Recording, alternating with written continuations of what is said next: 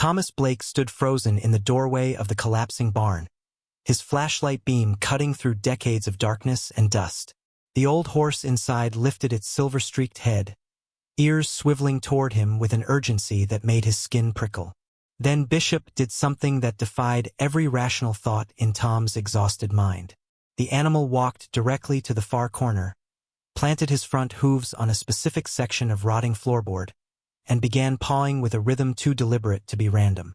Once, twice, 3 times, pause. Once, twice, 3 times, pause. Tom's breath caught in his throat. This wasn't the behavior of a neglected animal left to die in an inherited ruin. This was communication.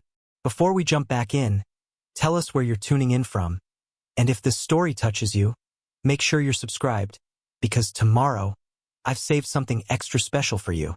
This was purpose. And when the board finally splintered under the horse's weight, revealing a darkness beneath that shouldn't exist in a barn built on solid ground, Tom realized his great-aunt Eleanor hadn't left him a burden at all. She had left him a mystery that people had killed to keep buried. 3 weeks earlier, Tom Blake had been sitting in his truck outside a pawn shop in Burlington, trying to decide which of his last possessions he could bear to sell. The guitar his late wife had given him for their 10th anniversary sat in the passenger seat, the case covered in fading travel stickers from trips they had taken when money flowed easier and life felt less like treading water with stones in your pockets. His phone had buzzed against the dashboard, an unknown number with a local area code. He almost didn't answer. Debt collectors had gotten creative lately, spoofing numbers to make their harassment look legitimate. But something made him swipe the green button, maybe just the desperate hope that someone, somewhere, had good news for once in his godforsaken year. The woman on the other end had identified herself as Margaret Foster, attorney at law, representing the estate of Eleanor Hartwell. Tom had to search his memory for the connection. Eleanor Hartwell, his grandmother's older sister, the one who had vanished from family gatherings when Tom was barely old enough to remember her face. The stories about her had been whispered in that particular tone families reserve for relatives who embarrassed them by choosing solitude over society. Crazy old Eleanor, living alone in that falling-down place in Vermont, talking to herself, refusing every offer of help or visit. His grandmother had stopped mentioning her sister sometime in the early 90s, and Tom had assumed the old woman had passed away years ago, forgotten by everyone except perhaps the town that had watched her fade into legend. But Margaret Foster's voice had carried none of the solemnity of distant grief. Instead, she spoke with the brisk efficiency of someone delivering information that would complicate his life in ways he couldn't yet imagine. Eleanor Hartwell had died 6 weeks prior at the age of 94, alone in her farmhouse as she had apparently wished, discovered only when Frank Donovan, her nearest neighbor, had noticed her mail piling up. She had left a will, meticulously notarized and updated as recently as 2 years ago. And in that will, she had left everything to Thomas Blake, her sole remaining blood relative who, in her words, had never once asked her for anything. Tom had sat in stunned silence, the guitar case pressing against his ribs as he leaned forward. Everything meant what, exactly? Margaret Foster had explained in that same crisp tone that everything meant 50 acres of land in Millbrook County, Vermont, a farmhouse built in 1853, a barn of similar vintage and all contents therein. The property had been in the Hartwell family since before the Civil War, passed down through generations who had apparently valued privacy and stubbornness in equal measure. There were back taxes owed, of course. There were liens to clear. But the land itself was unencumbered, and according to recent assessments, potentially valuable despite its current state of picturesque decay.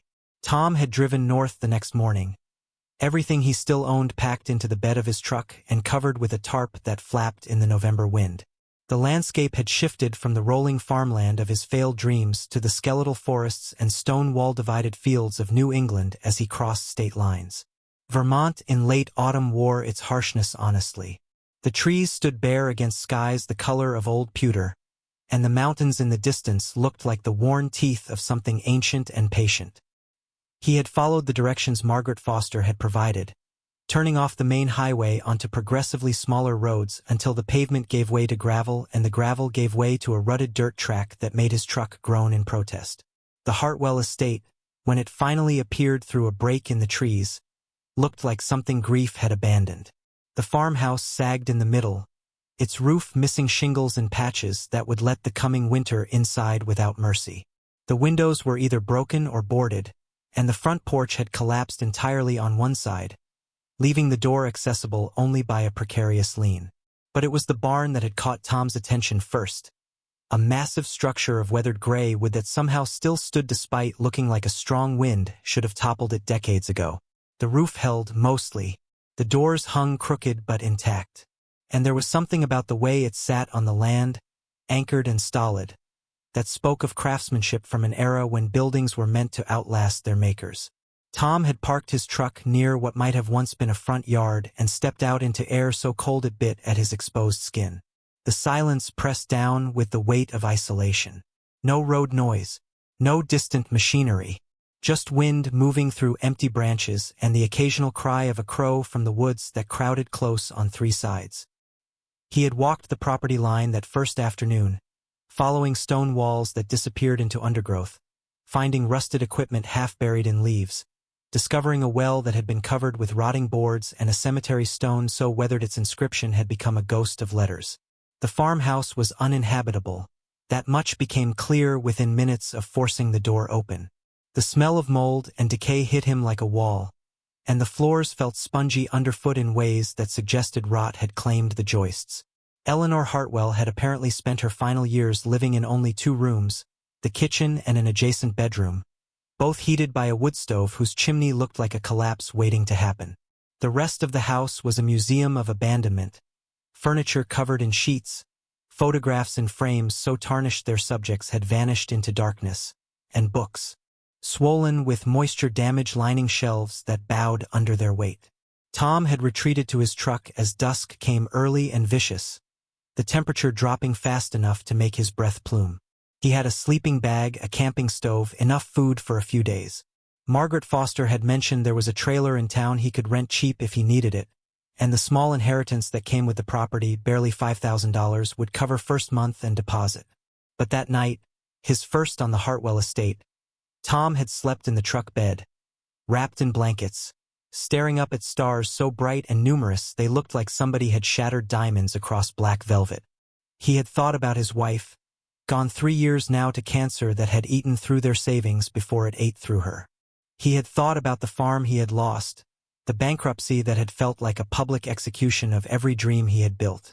And he had thought about Eleanor Hartwell, dying alone in this forgotten place, choosing in her final act of will to throw a lifeline to a relative she barely knew. The barn had waited until morning to reveal itself properly. Tom had approached it with coffee steaming in a chipped mug he had found in the farmhouse kitchen, the early light turning the frost-covered grass silver. The main doors required his full weight to drag open, the hinges screaming in protest, and when they finally gave way, the space beyond stole his breath. The barn was enormous, 3 stories of hand-hewn beams and mortise and tenon joinery that belonged in a carpentry museum. The smell of old hay and older wood filled his lungs, and dust motes swirled in the shafts of light that penetrated gaps in the siding. Farm equipment from multiple eras sat in various states of decay. A hay wagon with wheels half buried in the dirt floor. Leather harnesses hanging from pegs like the shed skins of working animals.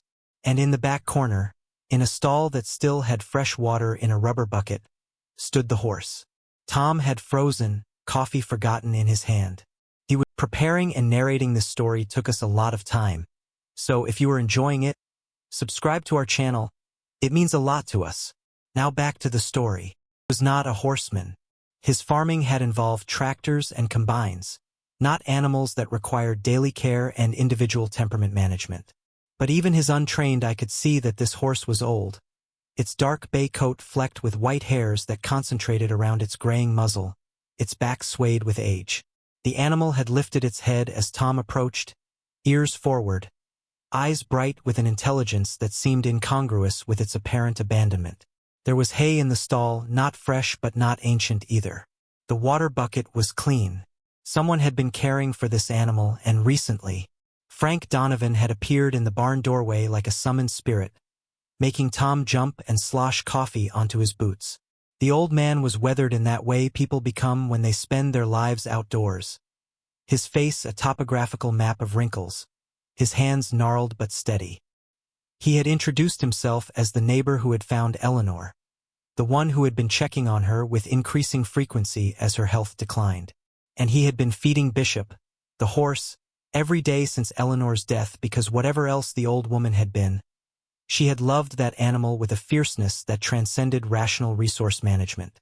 Bishop was 28 years old, Frank explained, leaning against the stall door with the ease of someone who had done this many times before. A Morgan horse, Vermont's official state breed, tough and long-lived if treated right. Eleanor had acquired him 15 years prior from a carriage company in Stowe that was retiring its older stock, and she had kept him despite having no business maintaining a horse at her age and in her financial condition. Frank had offered multiple times to take Bishop, to give him a proper retirement in his own barn where he kept 2 other horses for companionship and light work. But Eleanor had refused with the kind of vehemence that ended conversations. Bishop stayed at the Hartwell estate, and that was final. Tom had asked the obvious question, the one that came with inheriting a horse he had no capacity to keep. Frank had nodded, understanding in his eyes, and offered again to take Bishop off Tom's hands. No charge, no conditions. Just an old man giving an old horse a soft landing. Tom had almost agreed right then, practical considerations already calculating the feed costs and vet bills he couldn't afford. But something had stopped him. The way Bishop watched him, perhaps. Or the memory of Eleanor's stubbornness translated through Frank's story. Or maybe just the recognition that this horse was the only living connection to the woman who had inexplicably saved him from complete destitution. Tom had told Frank he needed a few days to think about it, to sort through the property and figure out what staying here would even mean. Frank had accepted this with a nod, shown Tom where the feed was stored, how much to give Bishop twice a day, where the well water was cleanest for filling buckets. And then he had left, his truck rattling back down the dirt track, leaving Tom alone with 50 acres of questions and a horse that seemed to be studying him with unnerving focus. The next week had passed in a blur of physical labor and mounting questions. Tom had rented the trailer in town, a cramped single-wide that smelled like cigarettes and defeat, but it had heat and running water, and that was luxury enough. He had spent his days at the estate, clearing debris, cataloging what might be salvageable versus what was simply junk. The farmhouse yielded little of immediate value. Eleanor's personal effects were sparse, her clothes worn thin, her furniture falling apart. But there were papers, boxes of them, stuffed into closets and stacked in corners. Old receipts and property deeds and letters written in fading ink. Tom had brought these back to the trailer at night, spreading them across the narrow fold-down table, trying to piece together a picture of Eleanor Hartwell's life. She had worked as a teacher for decades, never married, lived frugally to the point of self-deprivation. But the property records told a more interesting story. The Hartwell estate had been in the family since 1849, purchased by Eleanor's great-grandfather, a man named Josiah Hartwell, for a sum that seemed absurdly small even accounting for historical currency values. And according to tax records, Eleanor had refused multiple offers to sell over the years, some of them substantial enough to have funded a comfortable retirement anywhere she chose. It was David Chun who had helped Tom understand that Eleanor's attachment might have been about more than simple stubbornness. David had been Tom's friend in high school, back when Tom's family had lived briefly in Vermont before his father's work moved them south. They had reconnected over beers at Betty's Place, the town diner that served as Millbrook's unofficial community center, and David had mentioned he was the local veterinarian now, taking over his father's practice. When Tom mentioned Bishop, David had offered to come out and do a wellness check pro bono, just to make sure the old horse was healthy enough to justify keeping him around. David had arrived on a Saturday morning, his truck loaded with veterinary supplies, his demeanor professional but warm. Bishop had tolerated the examination with patient dignity, standing still as David checked his teeth, listened to his heart, palpated his joints, and drew blood for basic lab work. The verdict was better than Tom had hoped. Bishop was old, yes, but healthy for his age. Good weight, no signs of neglect, teeth that had been recently floated by someone who knew what they were doing. Eleanor had taken excellent care of this horse, David explained, probably better care than she took of herself. As they stood in the barn afterward, David had looked around with the appreciation of someone who understood craftsmanship. This barn was something special, he said. The joinery, the timber selection, the layout. This was underground railroad-era construction, built by people who knew how to hide things. Tom had laughed, thinking it was a joke. But David's expression had remained serious. Millbrook had been a known stop on the Underground Railroad, he explained. There were documented accounts of escaped slaves moving through this county in the 1850s and 60s. And barns like this, with their hidden spaces and clever construction, had played a crucial role. Some of them even had false walls or hidden cellars. Tom had looked around the barn with new eyes, suddenly seeing the odd proportions, the places where the walls seemed thicker than structural necessity required, the way certain beams didn't quite align with standard building practices. And Bishop, standing in his stall, had chosen that exact moment to walk to the far corner and begin pawing at the floor with his front hoof. Once, twice, 3 times, pause. Once, twice, 3 times, pause. David had noticed too, his eyebrows rising. Tom had walked over, examining the floorboards where Bishop stood. They looked the same as all the others, worn smooth by decades of hooves and boots. But when Tom pressed his weight on them, they gave slightly more flex than old wood should have. Bishop pawed again, more insistent this time, and the rhythm continued. Once, twice, 3 times, pause. Tom had never imagined his life would lead him to a drafty trailer in rural Vermont, spending his mornings shoveling manure in a barn that predated the light bulb. Yet here he was, 2 weeks into his inheritance, developing a routine that felt both foreign and strangely grounding. Each morning began before dawn, when the November darkness still pressed thick against the trailer windows and frost made geometric patterns on the glass. He would dress in layers, the kind of practical cold-weather gear he had accumulated during his farming years, back when he still had a farm to speak of.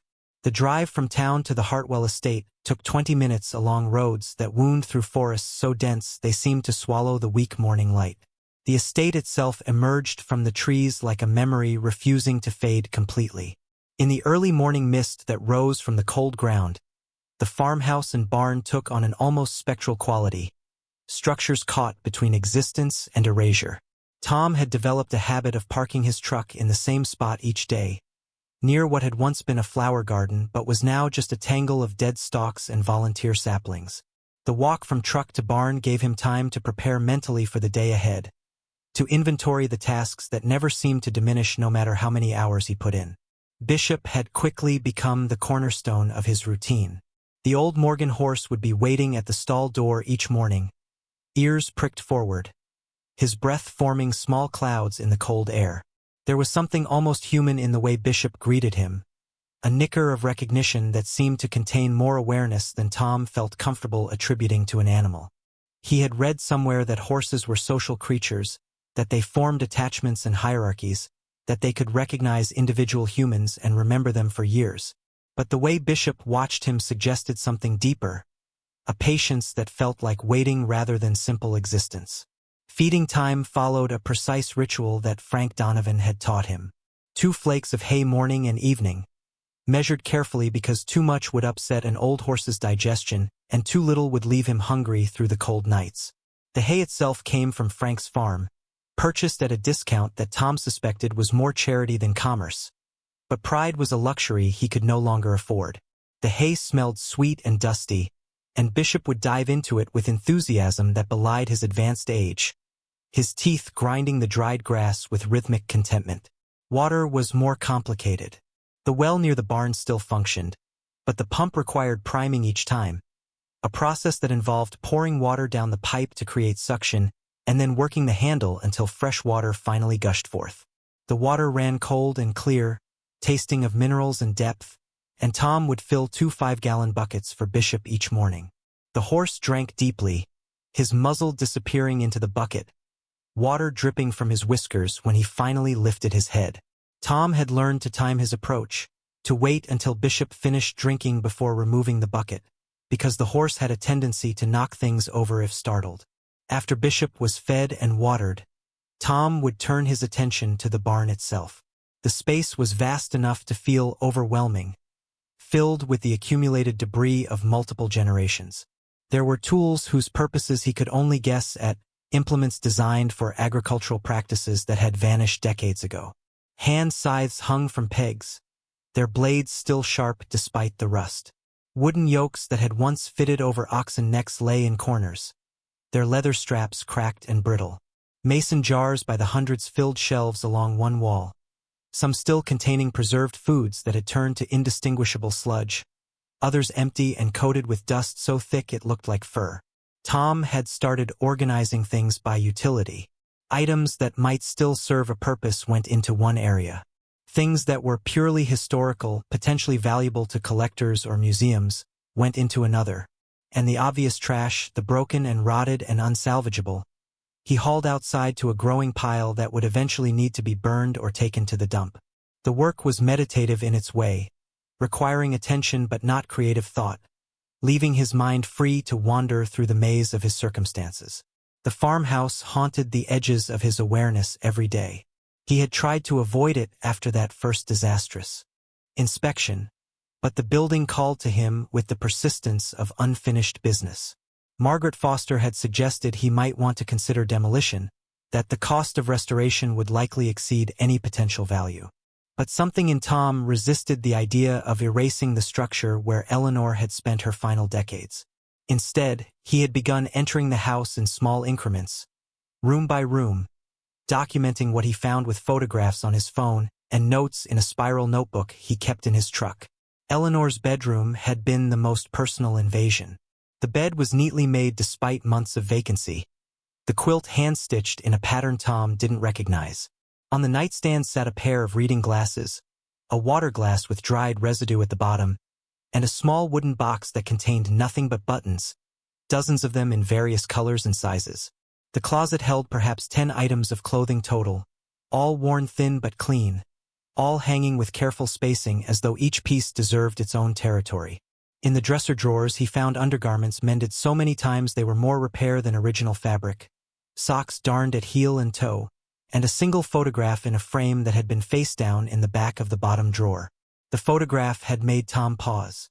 It showed 2 young women standing in front of this very barn, though the structure looked newer then, the wood still holding some of its original color. One woman was clearly Eleanor, perhaps in her 20s, her dark hair pulled back severely, her expression serious. The other woman was unfamiliar, lighter-haired, smiling with an ease that suggested comfort rather than performance. They stood close together, almost touching, and something in their posture spoke of intimacy that transcended simple friendship. Tom had turned the photograph over and found writing on the back, faded but legible. Margaret and Eleanor, summer of 1953, forever. The word forever had been underlined twice.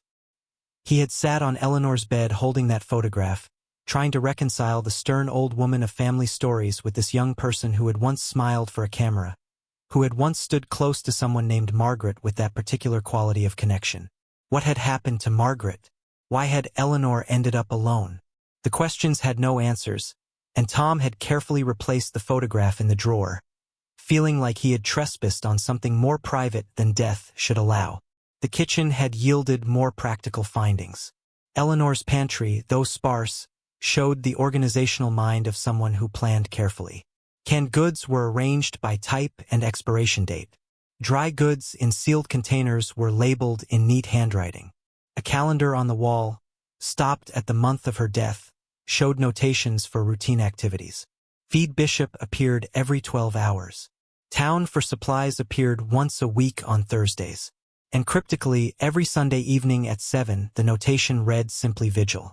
Tom had no idea what that meant, but the consistency of the entry suggested it had been important to Eleanor's weekly rhythm.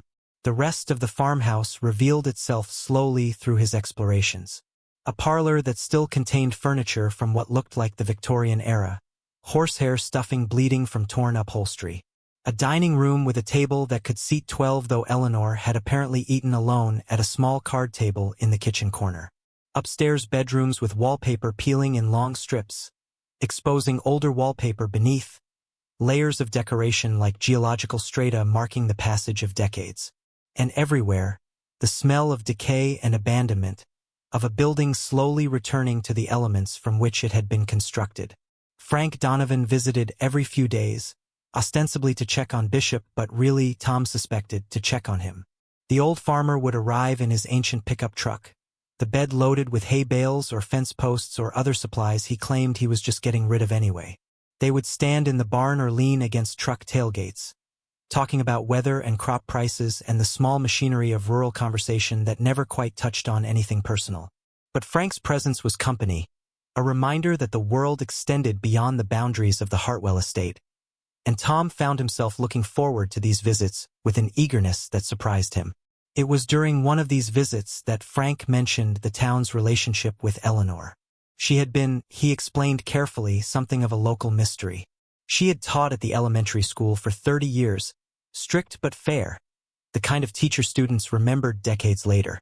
But she had never socialized, never attended town functions, never invited anyone into her home. When she retired, she simply disappeared into the Hartwell estate and became a figure of speculation rather than knowledge. Some people thought she was mentally ill. Others whispered about family money hidden somewhere. A few of the older residents remembered her differently, spoke of her with a respect that verged on reverence, but they never explained why. Tom had asked Frank directly if he knew anything about the woman named Margaret from the photograph. Frank's expression had shifted then, becoming guarded in a way that suggested he knew more than he was willing to share. After a long pause, Frank had said only that some stories weren't his to tell, that if Tom wanted to understand Eleanor, he should talk to Grace Patterson at the library. Grace had been Eleanor's only regular visitor in the final years, Frank explained. If anyone knew the old woman's secrets, it would be her. The library in Millbrook occupied a converted church building on Main Street, its white clapboard exterior and tall windows giving it an air of civic dignity.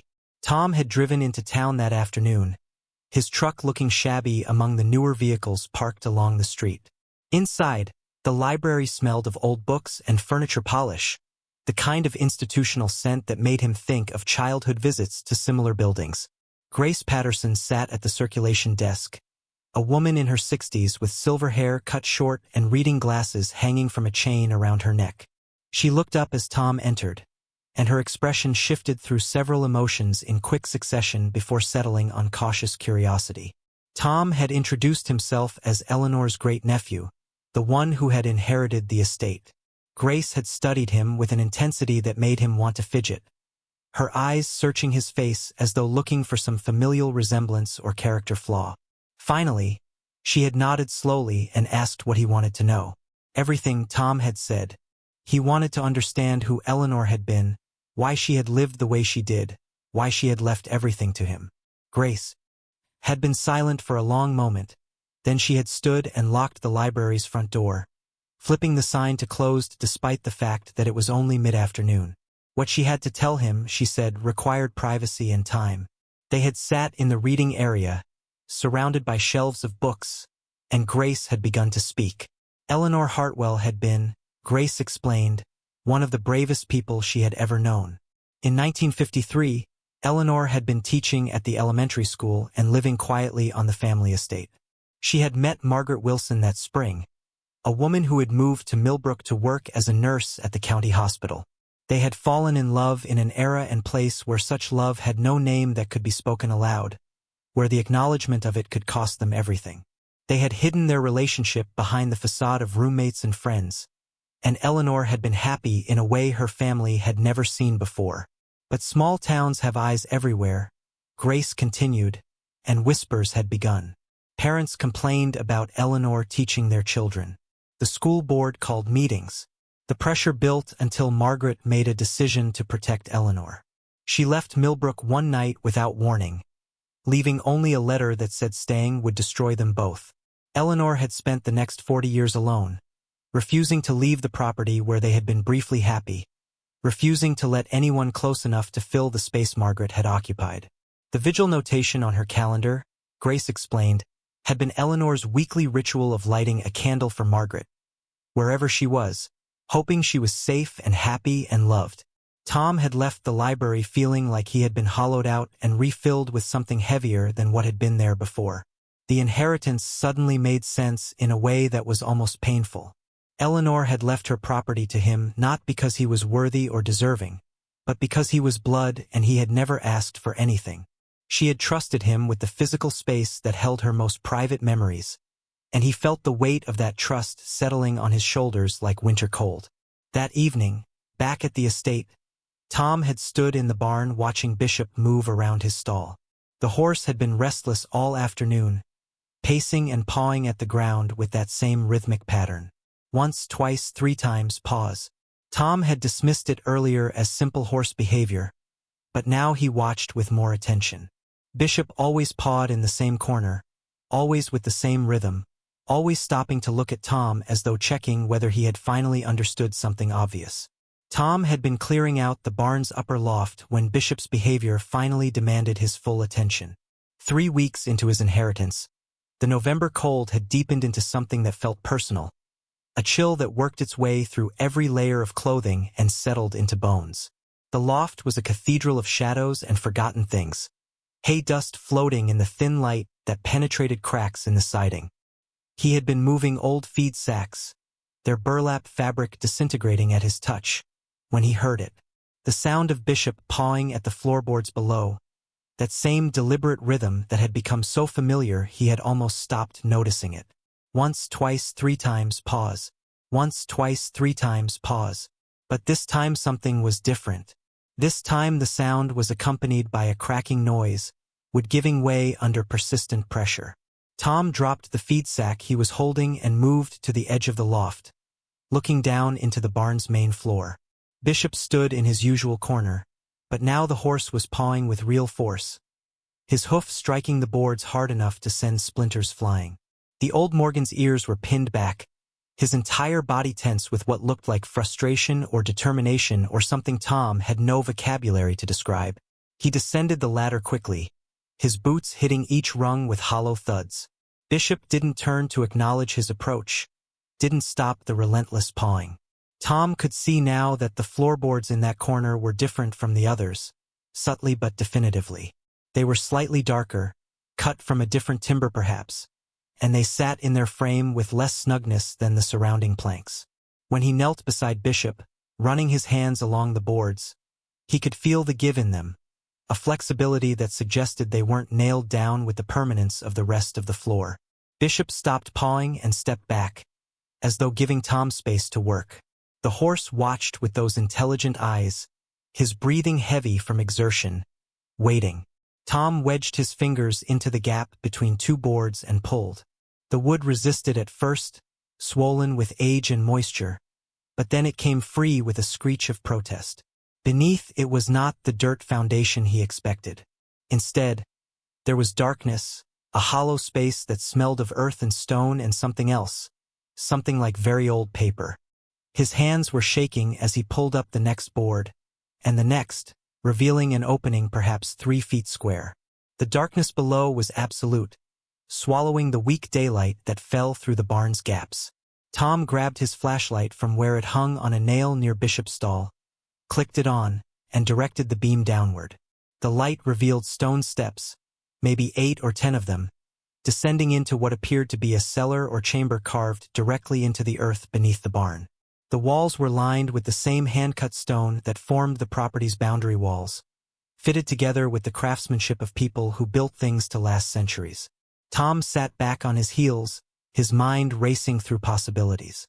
David had mentioned underground railroad construction, hidden spaces built for purposes that couldn't be acknowledged in daylight. Was this one of those spaces?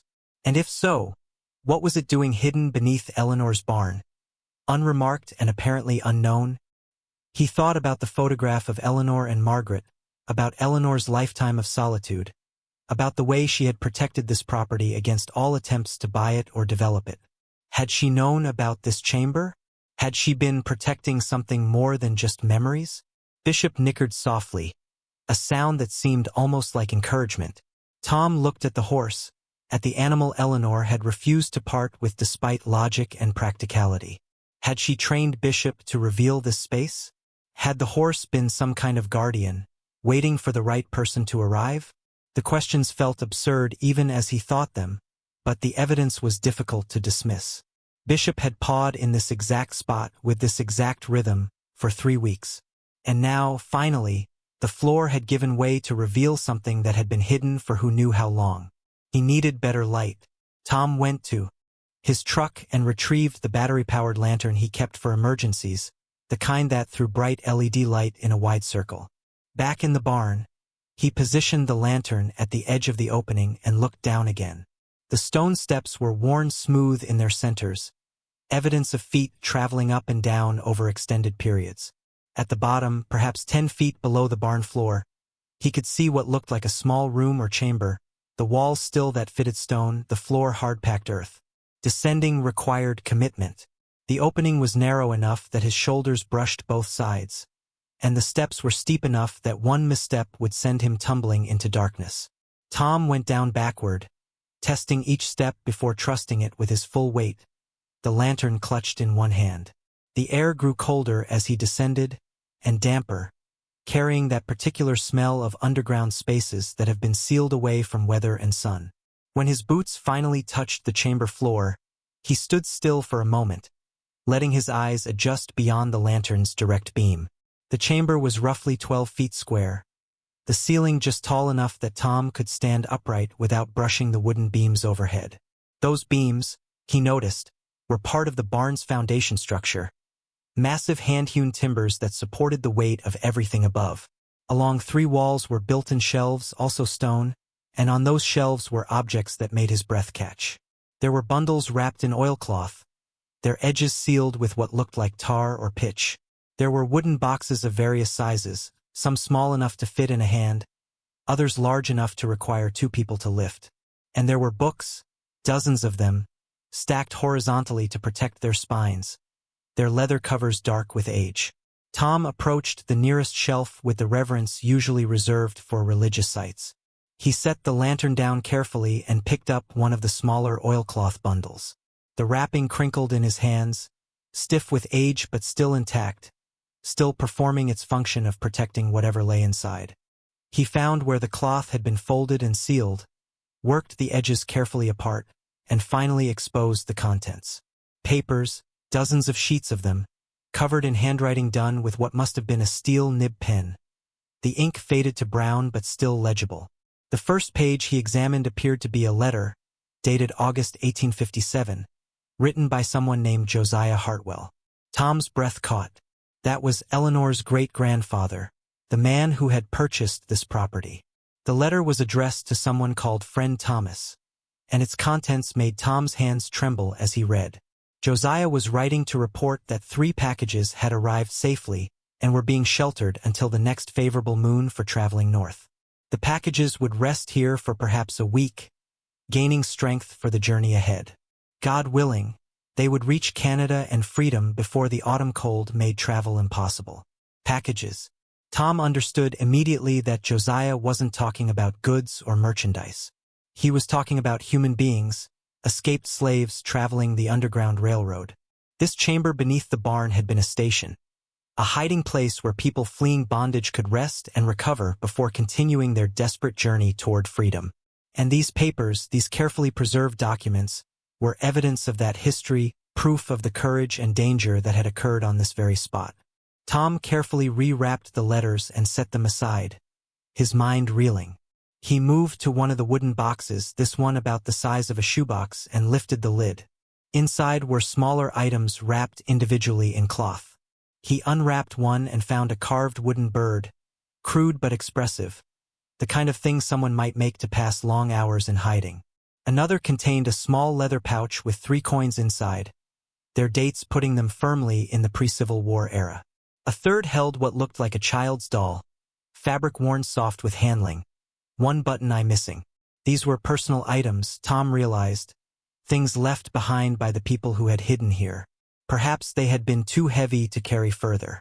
Perhaps they had been gifts of gratitude to the Hartwells who risked everything to shelter them. Or perhaps they had simply been forgotten in the rush to keep moving, to put more distance between themselves and the people who claimed ownership of their lives. Each item was a fragment of a story that history had largely failed to record, evidence of individual lives lived in the margins of documented events. He spent hours in that chamber, carefully examining its contents, his sense of time dissolving in the face of discovery. There were more letters from Josiah, documenting years of Underground Railroad activity. There were account books showing expenses for food and supplies, coded in a way that wouldn't incriminate if discovered but clear enough in context. There were maps, hand-drawn, showing routes north through Vermont into Canada, with notations about safe houses and dangerous areas and river crossings that could be managed in different seasons. And there were more personal items accumulating like sediment. A hymnal with someone's name written inside, the surname scratched out as though they were erasing their enslaved identity. A pair of spectacles with one lens cracked. A tin cup with a dent in its side. A piece of silk ribbon, once fine, now faded to colorlessness. Each object was a small rebellion against erasure, proof that people had been here, had survived here, had continued their journey toward something better. Tom found himself crying at some point, tears running down his face without his conscious awareness. His throat tight with emotions he couldn't fully name. This was American history hiding in a barn in Vermont, primary source material that scholars would give years of their lives to access.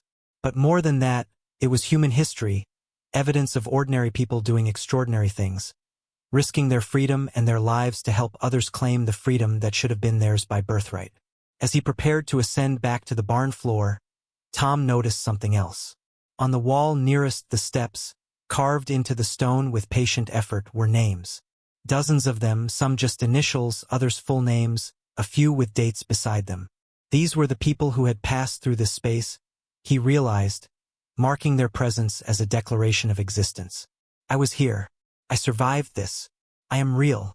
The names stretched from floor to ceiling, accumulating over what must have been years of operation.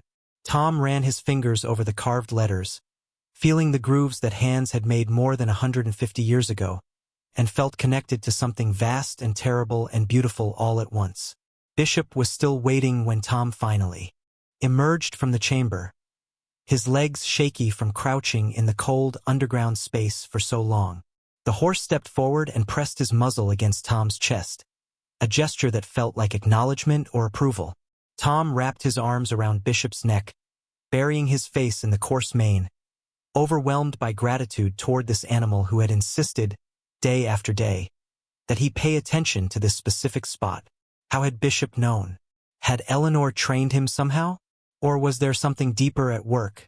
Some connection between past and present that Tom's rational mind couldn't quite accept but couldn't deny either?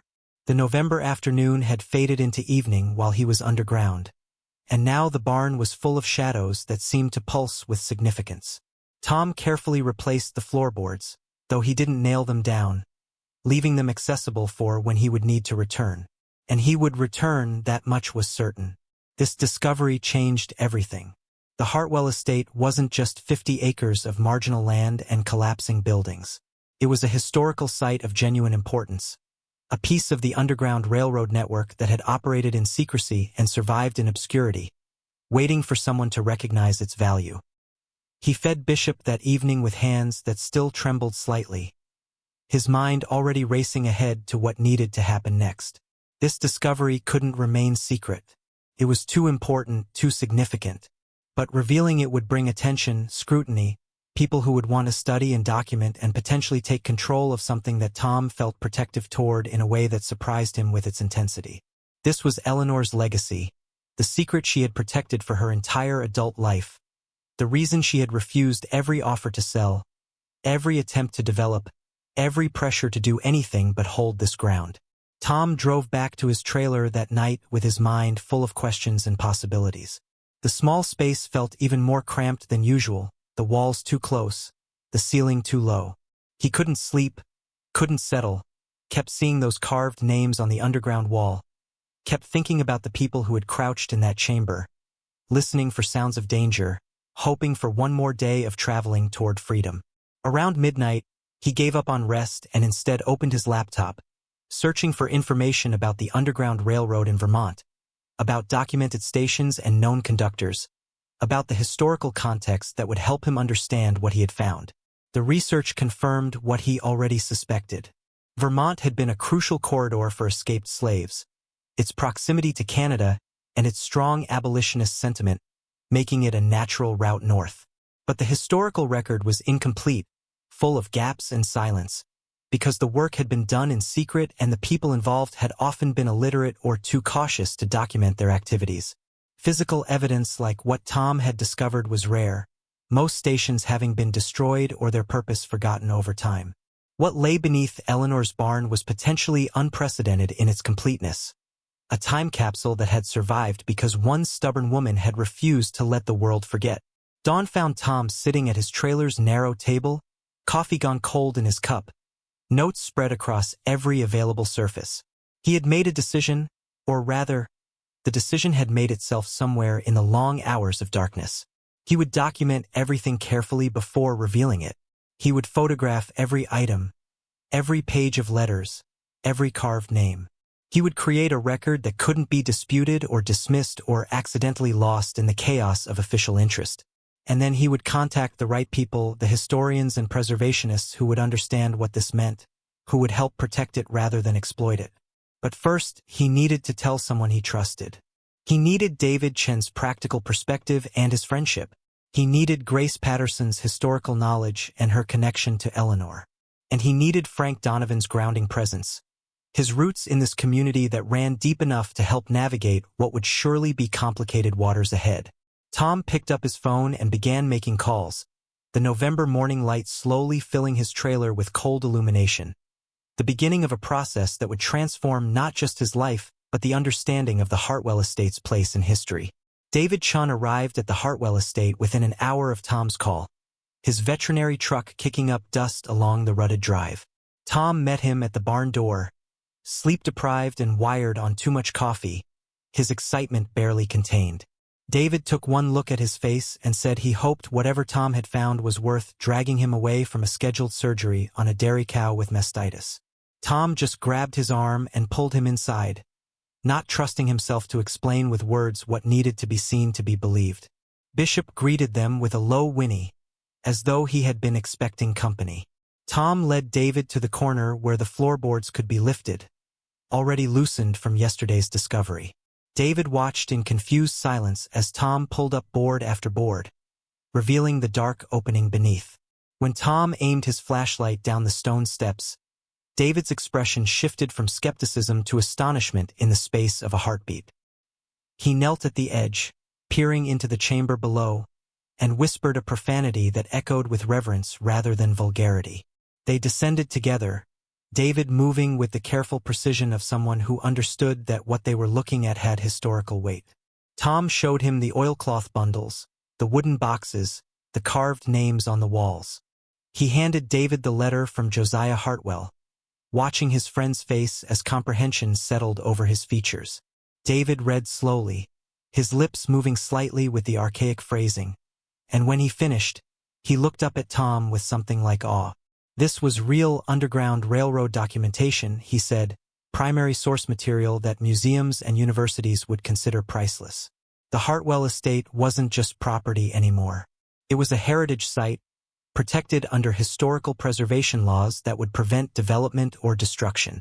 The implications crashed over Tom like cold water. Protected meant he couldn't sell, couldn't develop, couldn't do anything that might damage the historical integrity of the site. But it also meant grants and funding for restoration, meant recognition and purpose, meant Eleanor's lifetime of protection had been vindicated in ways she probably never imagined. David was already pulling out his phone, talking about professors he knew at the University of Vermont, about the State Historical Society, about the process for getting a site officially recognized and protected. Tom listened. With half his attention, the other half focused on the carved names surrounding them, the silent witnesses to conversations happening more than a century and a half after they had been inscribed. Grace Patterson was the next person Tom called, reaching her at the library where she was cataloging new arrivals. Her reaction was immediate and unequivocal. She would close the library early, she said, and drive out to the estate within the hour. Tom could hear the tremor in her voice, the weight of emotion barely contained. She had known Eleanor for 30 years, had been her only regular visitor, had heard stories that now suddenly made terrible and beautiful sense.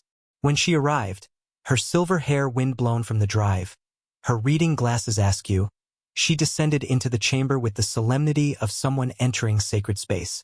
Grace spent a long time just standing at the bottom of the steps, her hand pressed against the stone wall, tears streaming down her face unchecked.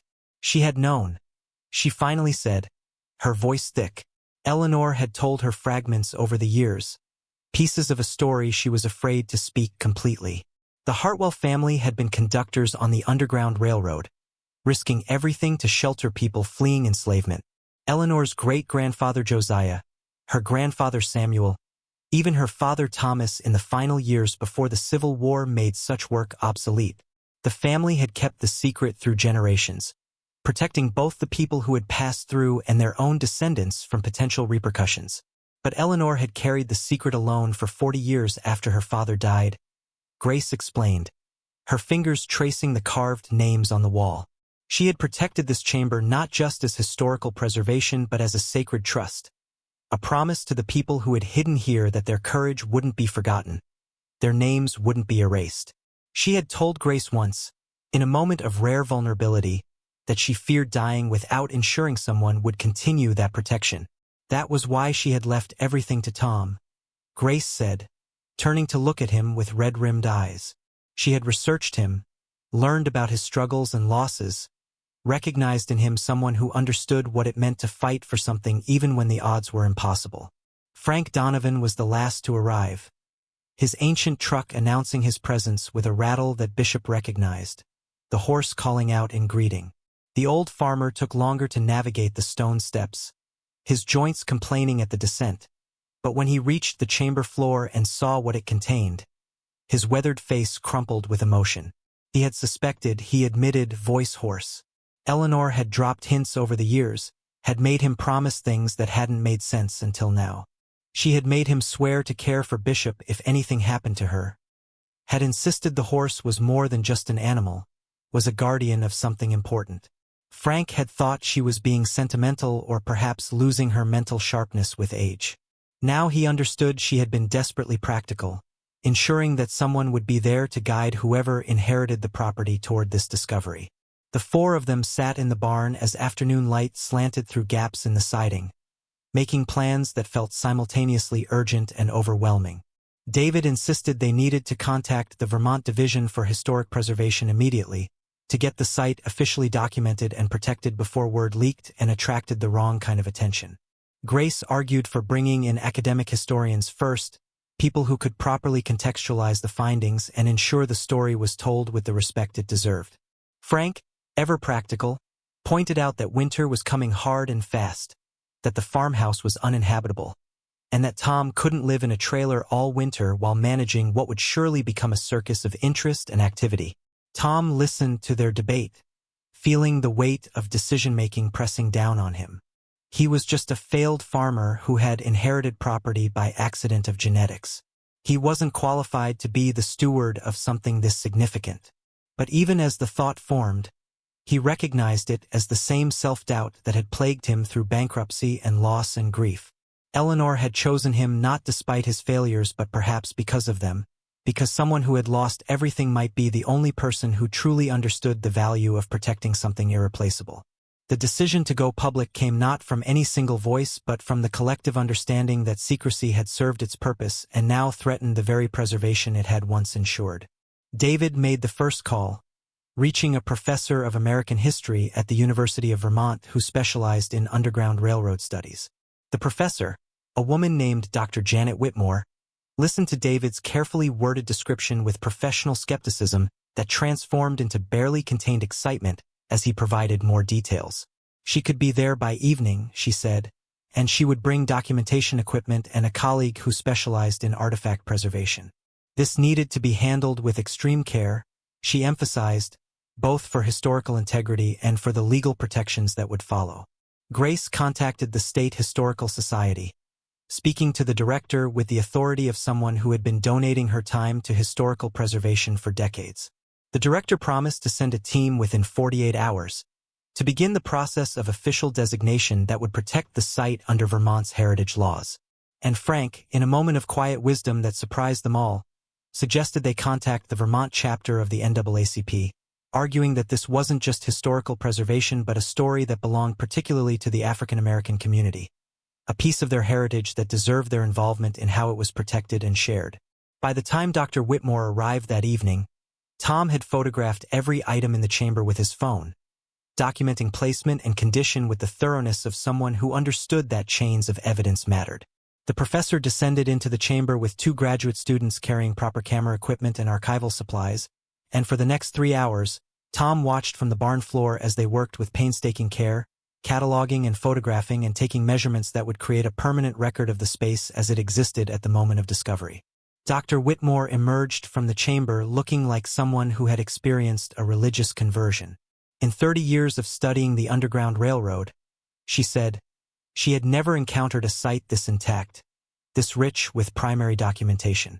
The letters alone were priceless, but combined with the personal artifacts and the carved names and the physical space itself, this was the kind of discovery that would reshape historical understanding of how the network operated in Vermont. She wanted to bring in teams for proper excavation and preservation, wanted to conduct oral histories with longtime Millbrook residents who might have family stories that connected to the site, wanted to organize a symposium that would bring together scholars from across the country. Tom felt simultaneously exhilarated and terrified by the cascade of interest. This was what Eleanor had protected, what she had died knowing she had successfully hidden. And now he was opening it to the world, trusting strangers to handle with care something that felt desperately fragile despite having survived more than a century and a half. Dr. Whitmore must have seen something in his expression because she sat beside him on a hay bale, her excitement tempered by empathy. This was frightening, she acknowledged, this transition from private discovery to public knowledge.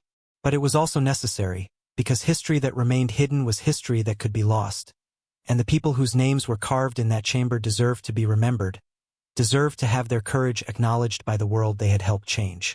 The next week brought a controlled avalanche of activity. The State Historical Society arrived with lawyers and paperwork, beginning the process of designating the Hartwell estate as a protected historical site. The application would take months to finalize, they explained, but the existence of the application itself provided interim protection against development or destruction.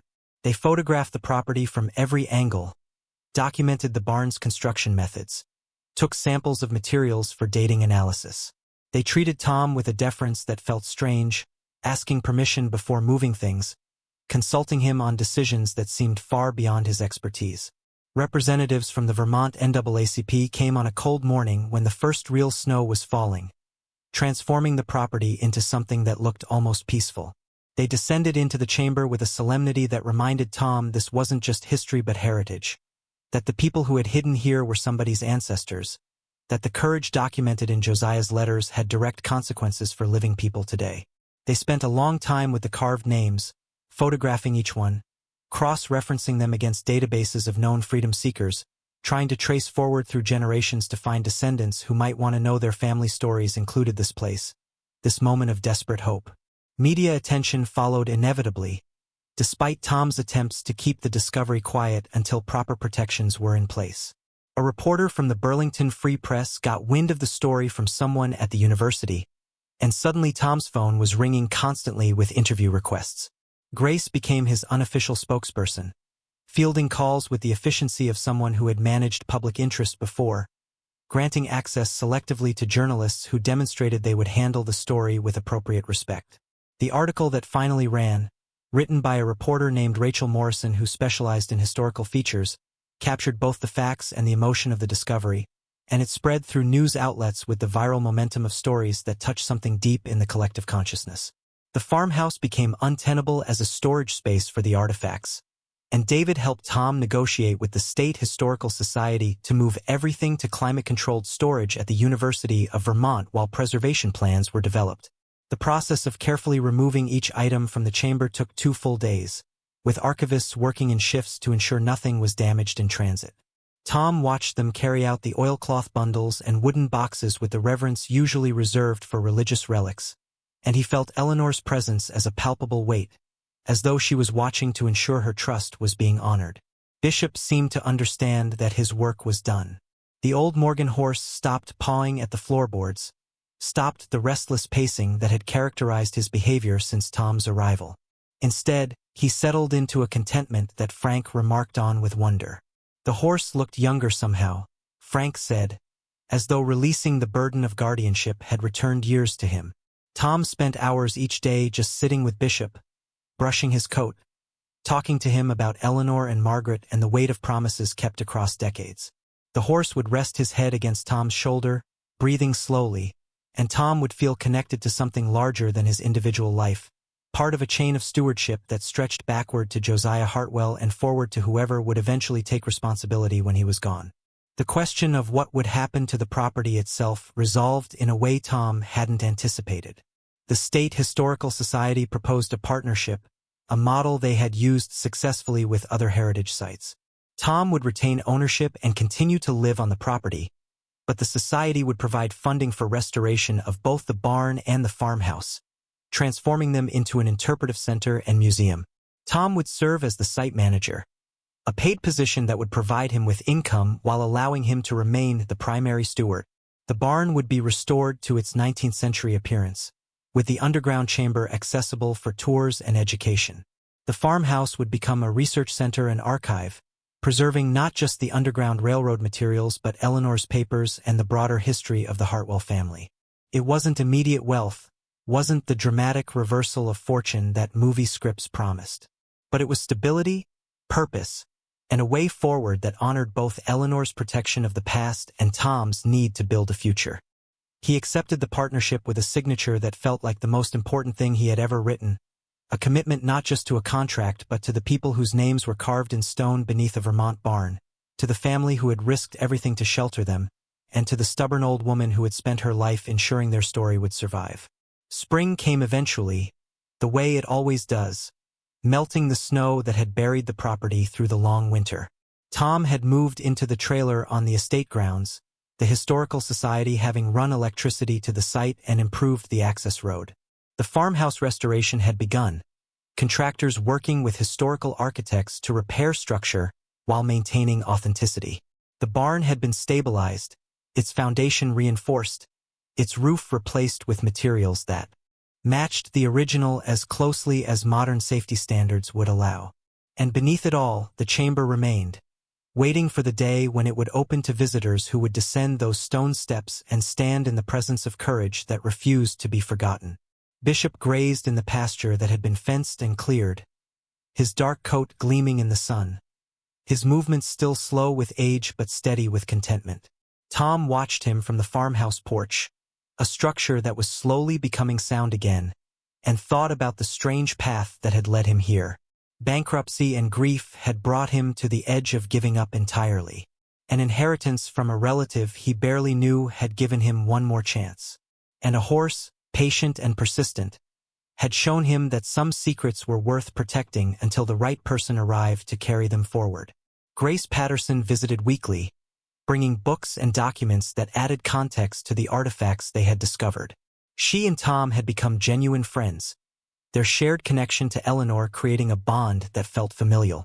She told him stories about Eleanor's teaching career, about the children who remembered her as strict but fair, about the quiet ways she had advocated for students who struggled or faced discrimination. Eleanor had been fighting for justice her entire life, Grace said, just in ways that were small and personal rather than grand and public. The Underground Railroad work had been her family's legacy, but her own legacy was the hundreds of students she had taught to think critically, to question injustice, to stand up for what was right even when it was difficult. Frank Donovan brought hay for Bishop and stayed for coffee, the two men developing the easy silence of friendship that required no performance. Frank had been interviewed by historians researching the property, had shared what he knew about Eleanor's final years, about her routine and her rituals and her fierce independence. He had cried during those interviews, Tom learned later, overcome by the understanding of how much Eleanor had carried alone, how heavy the burden of that secret must have been. Frank had promised at her graveside that he would help whoever inherited the property understand what mattered, and he considered that promise fulfilled now, his duty completed in a way that brought him peace. David Chun stopped by whenever his veterinary schedule allowed, checking on Bishop but really checking on Tom, making sure his friend wasn't drowning in the pressure of sudden responsibility. David had been the first person Tom called that morning when Bishop had pawed through the floorboards, the the first person to descend into the chamber and understand what they had found. That made him part of the story now, connected to the discovery in ways that would be recorded in historical documentation. David joked about being famous in academic circles, but Tom could see the genuine pride in his eyes, the satisfaction of having been present for something that mattered. The symposium that Dr. Whitmore organized took place in September, filling Millbrook's town hall with scholars and descendants and people who simply wanted to understand. Tom spoke briefly, uncomfortable with public attention but understanding it was necessary. He talked about Eleanor, about her choice to live alone rather than risk the secret, about Bishop's role in ensuring the discovery happened. He talked about the responsibility of stewardship, about how history was meaningless if it didn't inform present action, about how the courage of people who hid in that chamber should inspire modern commitments to justice and human dignity. The carved names had yielded connections, genealogists working with NAACP researchers to trace forward through generations. 3 families had been definitively linked to people who had passed through the Hartwell station, descendants living as far away as California and as close as Boston. They came to the estate, these great-great-great-grandchildren of freedom seekers, and they stood in the chamber where their ancestors had hidden, and they cried and prayed and took photographs that would be treasured in their own families for generations to come. Tom watched them touch the carved names, saw them try to imagine the terror and hope that had filled the space, and he understood why Eleanor had never wavered in her protection despite the cost to her own happiness. The first winter in the restored farmhouse was strange and wonderful. Tom had lived in that trailer for nearly a year, but moving into the house felt like coming home to a place he had never actually been. The rooms were warm now, insulated properly, heated with a system that didn't threaten carbon monoxide poisoning. The Historical Society had furnished it with period-appropriate pieces, and walking through the rooms felt like existing in 2 time periods simultaneously. He slept in Eleanor's bedroom, the room she had chosen to spend her final years, and sometimes he woke in the night convinced he heard footsteps in the hall, the ghost of Eleanor checking to make sure her trust had been placed correctly. Bishop lived another 2 years, comfortable and content, before age finally claimed him on a warm spring morning. Tom found him in the pasture, lying peacefully in the grass as though he had simply decided to rest and never gotten up again. David came to confirm what Tom already knew, and Frank arrived to help with the burial. They laid Bishop to rest at the edge of the property, beneath an oak tree that had been standing when Josiah Hartwell first sheltered freedom seekers. Tom carved a stone marker himself, working the letters deep so weather wouldn't erase them. Bishop, it read, Guardian and Guide, 1995 to 2023, he showed us the way. The Interpretive Center opened to the public 3 years after Tom's discovery. A dedication ceremony attended by state officials and historians and community members who had watched the property transform from ruin to heritage site. Tom cut the ribbon with hands that still bore the calluses of manual labor, though his work now was as much administrative as physical. He gave tours to school groups and researchers, telling the story of the Underground Railroad chamber and the family who had protected it and the old woman who had refused to let the world forget. And he always included Bishop in the story, the horse who had insisted through persistent pawing that some secrets were meant to be revealed when the time was right and the right person was present. Tom never became wealthy, but he was no longer broke, no longer drowning in the despair that had characterized his arrival in Vermont. The Hartwell estate gave him purpose and stability, a reason to wake each morning that had nothing to do with survival and everything to do with honoring promises made across generations. He thought often about Eleanor and Margaret, about the love they had shared and the sacrifice Margaret had made to protect Eleanor's position. He had searched for information about Margaret Wilson, wanting to know if she had lived a good life after leaving Millbrook, but the trail had gone cold somewhere in Massachusetts in the late 1950s. He hoped she had found happiness, had been loved the way she deserved, had known somehow that Eleanor had never stopped lighting that weekly candle. On Sunday evenings at 7, Tom continued Eleanor's ritual, lighting a candle in the farmhouse window, a vigil for Margaret and for all the people whose courage had made this place sacred, for the freedom seekers who had hidden in darkness hoping for dawn, for the Hartwell family who had risked everything to offer shelter, for Eleanor who had protected their memory through a lifetime of solitude. The candle burned steadily, its light visible from the road. a small beacon that spoke of remembrance and respect and the refusal to let important things be forgotten. The property would eventually pass to someone else, Tom knew. He had no children, no direct heirs. But the Historical Society partnership ensured the estate would remain protected, would continue to serve as testament to the courage of ordinary people doing extraordinary things. Tom had written his own will carefully, leaving instructions that echoed Eleanor's, asking that whoever inherited next be someone who understood the weight of stewardship, someone who had known loss and could therefore appreciate the value of preservation. Years from now, Tom thought, standing on the restored farmhouse porch watching sunset paint the mountains in shades of amber and violet, someone would tell the story of a broke farmer who inherited an abandoned barn and an old horse, who discovered a secret that changed everything, who honored a trust he never asked for but accepted completely. And maybe that person would understand, the way Tom now understood, that the most valuable inheritances were never about money or property but about connection across time, about the responsibility to protect what others had died to preserve, about the courage to reveal what had been hidden when the moment of revelation finally arrived. Bishop's marker stood solid beneath the oak tree, weathering the seasons the way Eleanor had weathered her years of solitude, the way the underground chamber had weathered a century and a half of secrecy, the way the carved names had weathered time's attempt at erasure. And Tom, caretaker and guardian and accidental historian, understood that his greatest inheritance hadn't been 50 acres and a collapsing barn. It had been the gift of purpose, the restoration of hope, and the knowledge that even the most broken lives could be rebuilt around something worth protecting. The discovery of the underground railroad chamber beneath the barn had opened a floodgate of questions about the Hartwell family.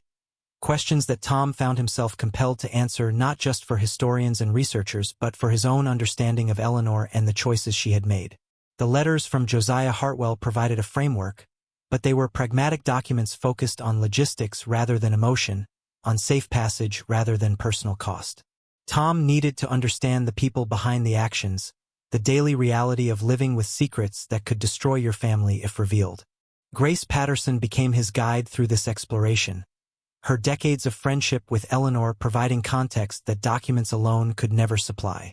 They met regularly at the library after hours, spreading archival materials across the research tables, piecing together a narrative from fragments scattered across generations. Grace had boxes of materials that Eleanor had given her over the years, things the old woman had wanted preserved but hadn't known how to protect on her own. Birth certificates and marriage licenses, photographs in various states of decay, journals written in hands that had been dead for more than a century. The journals were revelation. Josiah Hartwell had kept meticulous records not just of the people he sheltered but of his own internal struggles with the work. He had been raised in a household that accepted slavery as economic reality, had inherited wealth that was partially built on textile mills that processed cotton picked by enslaved hands. His conversion to abolitionism hadn't been sudden or comfortable but gradual and agonizing, a process of recognizing his own complicity in systems of oppression and choosing to act against them despite the personal cost. Tom read entries by lantern light in the farmhouse, Josiah's handwriting growing more confident as the years progressed, his voice shifting from uncertainty to conviction. The earliest entry Tom found was dated 1849, just after Josiah had purchased the Vermont property and moved his young family north from Connecticut. He wrote about his reasons for leaving, about arguments with his father who couldn't understand why Josiah would abandon profitable business connections to farm marginal land in a state known for its harsh winters and difficult growing conditions. But Josiah's real reason for moving emerged in entries written months later, after he had established contact with known conductors on the Underground Railroad. He had witnessed something in Connecticut, an event he never described in full detail, but that had shattered his ability to maintain moral distance from slavery's brutality. He wrote about nightmares, about the sound of screams he couldn't unhear, about the recognition that his comfortable life was purchased with other people's suffering. The Vermont property had been his escape and his penance, a place where he could actively work against the system he had been raised to accept. The first person Josiah sheltered arrived in the winter of 1851, a man named Samuel who had fled from a tobacco plantation in Virginia. Josiah's account of that first night was written with the trembling hand of someone discovering courage they hadn't known they possessed. Samuel had arrived nearly frozen, his feet wrapped in rags, his body bearing scars that Josiah couldn't bring himself to describe in detail. Josiah's wife Martha had prepared the underground chamber, had descended with blankets and hot soup and tears streaming down her face. They had kept Samuel hidden for 2 weeks while he recovered enough strength to continue north, and when he finally left, Josiah wrote that he felt like he had participated in something sacred, that he finally understood what it meant to live according to conscience rather than comfort. The chamber beneath the barn became a regular station after that first successful sheltering. Josiah's journals documented dozens of people over the years, though he was careful never to record names in ways that could be used to track them if the journals were discovered. He used codes and initials, descriptions that would mean nothing to casual readers but that allowed him to remember each individual who had passed through. A woman with 3 children, the youngest barely walking, who had traveled for 6 weeks to reach freedom. A teenage boy who had taught himself to read in secret and who spent his time in hiding practicing letters in the dirt floor. An elderly man who had been enslaved for more than 50 years and who wept when Josiah told him he was only days from Canada. The personal artifacts Tom had found in the chamber took on deeper meaning as he read Josiah's accounts. The carved wooden bird had belonged to a man named Peter who had fashioned it during his week of hiding. His hands needing work to keep his mind from dwelling on the family he had been forced to leave behind. The child's doll had been left by a little girl whose mother had promised they would make a better one when they reached freedom, that this one could stay as a gift for the kind people who had given them shelter. The hymnal had belonged to a woman who had led evening prayers in the chamber, her voice so beautiful that Josiah's children had crept down from the house to listen through the floorboards. These weren't just historical footnotes, Tom realized as he read entry after entry. These were fully realized human beings with personalities and quirks and dreams that extended beyond the simple fact of their enslavement. Josiah had seen them that way, had recorded not just their passage but their humanity, their jokes and fears and hopes. He had written about conversations that stretched late into the night, about theological debates and political discussions, and shared stories that bridged the enormous gap between his privileged background and their lived experience of bondage. But the journals also revealed the cost of this work, the constant fear that shaped Josiah's family life. He wrote about teaching his children to lie convincingly, about the cover stories they maintained with neighbors who might be sympathetic or might be informers.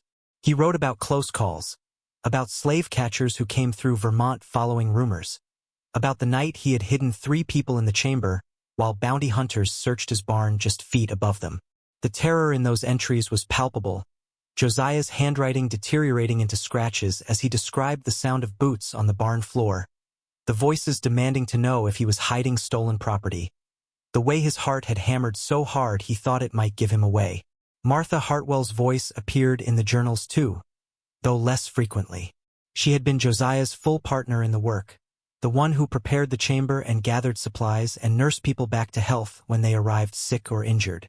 But she had also been the one who bore the weight of protecting their children from the knowledge of what their parents were doing, at least in the early years. She had been terrified, Josiah wrote, terrified that their work would get their children taken away, would result in prosecution or violence against the family. But she had never asked him to stop, had never suggested that their safety was more important than the lives they could help save. The Hartwell children had eventually learned the truth, of course. Josiah wrote about the day his eldest son, Thomas, had confronted him after discovering the chamber entrance while playing in the barn. Thomas had been 12 years old enough to understand the danger, old enough to be trusted with secrets. Josiah had taken him into the chamber, had shown him the carved names on the walls, had explained that sometimes following God's law meant breaking man's law, that sometimes courage looked like hiding people in the dark and praying they made it to morning. Thomas had become his father's apprentice in the work, learning the routes and signals, memorizing the locations of safe houses between Vermont and the Canadian border. And when Josiah grew too old to make the dangerous journeys himself, Thomas had taken over, continuing the work through the Civil War years when the Underground Railroad's purpose shifted but didn't disappear entirely. Tom found Thomas's own journals among Eleanor's papers, the handwriting similar to his father's but the tone different, less philosophical and more practical, entries that read like mission reports documenting successful passages and failed attempts. The failed attempts were the hardest to read. Thomas wrote about people who had been recaptured, about the guilt of sending someone forward into danger that claimed them before they reached safety. He wrote about a woman named Rebecca who had died from pneumonia just miles from the Canadian border, her children continuing without her because stopping would have meant capture for all of them. He wrote about the moral calculation of encouraging people to risk everything for freedom when that risk so often proved fatal, about the nights he couldn't sleep wondering if he was helping or just providing false hope that made the ultimate tragedy worse. But Thomas also wrote about successes that justified the danger, about letters that occasionally found their way back from Canada or the Free States, from people who had built lives and raised families and wanted the Hartwells to know their courage had mattered. He kept these letters in a separate bundle, tied with string that had rotted away by the time Tom found them, and reading them was like hearing voices from the dead speaking directly across time. "Thank you for the shelter you provided," one letter read, written in careful script that had obviously been practiced repeatedly. "My children are free because you were brave. We will never forget the darkness of that cellar where we found light." Eleanor's father, Samuel Hartwell, appeared in documents from the early 20th century, a man who had been born just after the Civil War ended, but who had been raised on stories of his grandfather's and father's work. Samuel had been the one to seal the chamber, to board over the entrance and let the barn floor cover it completely. He had written a letter explaining his decision, addressed to whoever might eventually discover what lay beneath. The work had been done, he wrote, slavery had ended, and the chamber's purpose was complete. But he couldn't bring himself to destroy it, couldn't erase the names carved into those walls or discard the artifacts left behind by people whose courage deserved remembrance. So Samuel had hidden it, had protected it the way his ancestors had protected the people who sheltered there, and he had raised Eleanor with the knowledge that she was the last keeper of a secret that mustn't be lost but couldn't yet be told. Eleanor had been young when her father died, barely 20 years old, and suddenly she had been alone with the weight of that knowledge, responsible for protecting history while living in a time when even acknowledging it could be dangerous. Grace explained that Eleanor had told her about the chamber only in the final year of her life, when she had known death was approaching and had been terrified the secret would die with her. She had sworn Grace to secrecy, had made her promise not to reveal anything until after Eleanor was gone and the property had passed to someone new. Grace had kept that promise despite how heavily it had weighed on her, had watched Eleanor die alone knowing she carried information that could have brought the old woman recognition and support but respecting her fierce insistence that the timing had to be right. Tom sat with these revelations like they were precious and fragile things, understanding now why Eleanor had lived the way she had. She hadn't been crazy or eccentric or needlessly stubborn. She had been the last guardian of something sacred, protecting it through decades when acknowledging the Underground Railroad's existence in Vermont might have seemed unnecessary or even dangerous to people who wanted to forget that part of history. She had waited for someone who would understand not just the historical value but the human value, someone who would honor the courage documented in that chamber rather than exploiting it for profit or recognition. The photograph of Eleanor and Margaret took on new dimensions in this context. Tom found other photographs in Eleanor's papers, pictures that showed the two women over several years, always together, always with that same quality of intimacy that spoke louder than any words. And he found letters, dozens of them, that Margaret had written to Eleanor after leaving Millbrook, letters that Eleanor had kept hidden away but couldn't bring herself to destroy. Margaret's letters were heartbreaking in their restraint, full of carefully neutral language that still conveyed profound love and loss. She wrote about her new position at a hospital in Massachusetts, about the apartment she had found, about the weather and her health and surface things that barely masked the deeper message. "I miss you," she wrote in letter after letter, though the phrasing varied. "I think of you often. I hope you are well. I dream of days when things might be different." The final letter was dated 1959, 6 years after Margaret had left, and it contained a confession that made Tom's throat tighten as he read. Margaret wrote that she was dying, that cancer was claiming her faster than doctors could fight it, and that she needed Eleanor to know the truth before the end. Leaving Millbrook had been the hardest thing she had ever done, but staying would have destroyed Eleanor's teaching career, would have subjected her to scrutiny and judgment that would have made protecting the chamber impossible. Margaret had sacrificed their happiness to protect Eleanor's ability to maintain her guardianship, had chosen Eleanor's purpose over their life together. And she wanted Eleanor to know that she had never regretted that choice, had never stopped loving her, had died knowing that some things mattered more than personal happiness. Eleanor had written a response, Tom found, though whether she had ever sent it was unclear. The letter was in an envelope addressed to Margaret's last known location, but it was sealed and had been tucked into Eleanor's personal journal.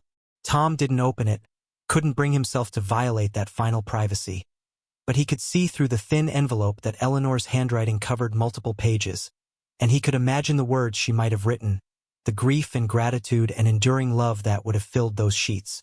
Understanding this history transformed Tom's relationship with the property itself. He walked through the barn differently now, seeing it not just as a structure but as a monument to courage across generations. The hand-hewn beams had been raised by Josiah Hartwell, a man who had chosen conscience over comfort. The stone walls of the chamber had sheltered people whose names were mostly lost to history, but whose courage had helped dismantle slavery's hold on a nation. And Eleanor had protected it all, had given up personal happiness and social connection to ensure that this piece of history survived long enough to be recognized for what it was. Tom began giving tours differently after learning these details, incorporating the personal stories into the historical narrative, helping visitors understand that the Underground Railroad hadn't been abstract heroism, but concrete individuals making impossible choices in circumstances that offered no good options. He showed them Josiah's journals, carefully preserved now in archival cases, and read entries that captured the fear and determination of people who had defied laws they knew were immoral. He showed them Thomas's letters, the thank-you notes from people who had reached freedom, evidence that courage could ripple forward through generations in ways that transformed the world.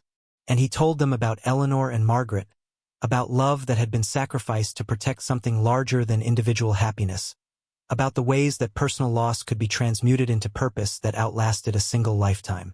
Some visitors were uncomfortable with that part of the story, wanted to focus only on the anti-slavery work and not on the same-sex relationship that had shaped Eleanor's choices.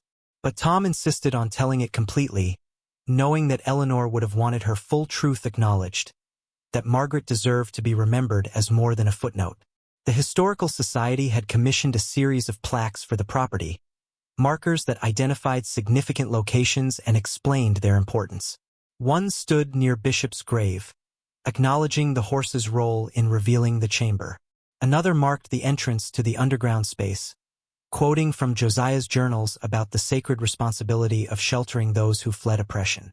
And a third had been placed at the farmhouse, dedicated to Eleanor Hartwell and Margaret Wilson, women whose courage took different forms but who had both protected something worth preserving at enormous personal cost. Tom stood before that final plaque on a cold morning in late autumn, the kind of day when the sky pressed low and heavy and the first snow felt imminent. He thought about the chain of protection that connected Josiah to Thomas to Samuel to Eleanor to himself, wondered who would come after him, who would continue the work of remembrance and education. The property would outlast him, he knew, would continue telling its stories long after he was gone, and that knowledge brought comfort rather than fear. Inside the farmhouse, Tom had created a small shrine to Eleanor and Margaret, a corner of the research room where their photographs hung side by side, where the letters and journals that documented their relationship were available for researchers who wanted to understand the full complexity of Eleanor's life. He had placed a candle there too, keeping Eleanor's Sunday evening vigil even though both women were long dead, maintaining the ritual as a way of honoring promises kept and sacrifices made. The past wasn't dead, Tom understood now. It lived in the stories people chose to preserve, in the spaces they protected from erasure, in the courage to acknowledge uncomfortable truths alongside celebrated heroism. The Hartwell estate was all of that. A place where history breathed through hand-hewn beams and carved stone and letters written by people who knew their words might be the only evidence of their existence that survived into the future. And Tom, failed farmer turned accidental historian, understood that his inheritance had been so much more than property. It had been an invitation into a story larger than his individual life, a responsibility to carry forward the protection that generations had maintained, and the gift of purpose that transformed loss into meaning. The golden past revealed wasn't about glory or triumph but about ordinary people choosing extraordinary courage in circumstances that demanded nothing less, about the way that courage echoed forward through time, inspiring new generations to protect what mattered even when the cost seemed unbearable. Up next, you've got 2 more standout stories right on your screen. If this one hit the mark, you won't want to pass these up. Just click and check them out.